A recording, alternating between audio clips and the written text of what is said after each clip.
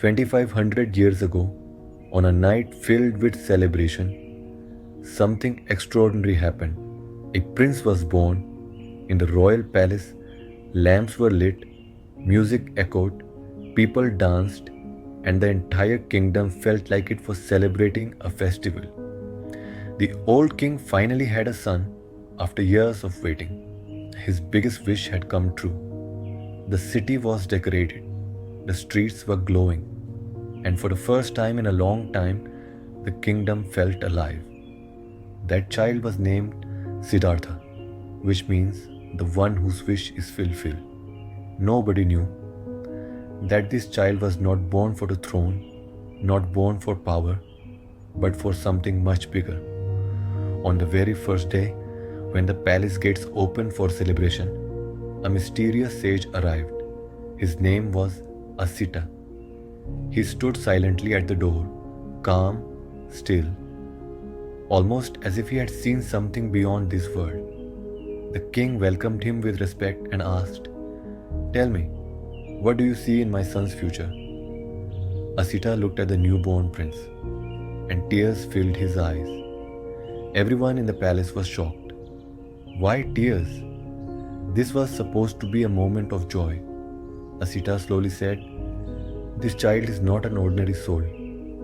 He is born for millions, not just for you. One day, he will awaken to a truth so deep that the whole world will remember him. He will become a light for humanity." The king became happy and asked, "Will he be a great emperor? Will he rule the world?" Asita nodded gently and said, "Yes, but not in the way you think. He will rule hearts, not kingdoms. He will conquer suffering, not lands, and his name will guide seekers for centuries." Then his voice softened, "But I will not be alive to see it." And he wept again. Asita wasn't talking about success or power or fame.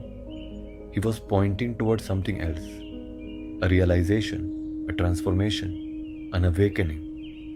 He hinted that Siddhartha would one day see the world with such clarity that he would walk away from everything we cling to: comfort, security, identity.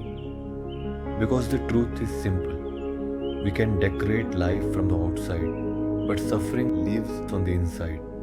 And Siddhartha was destined to find the root of that suffering, to go from a prince to a seeker, from Siddhartha to Buddha. But what happened next? What did Siddhartha see that shook his entire world? And what made a prince walk away from the palace into the unknown? We'll explore that in part 2. Stay with me. This journey is just beginning.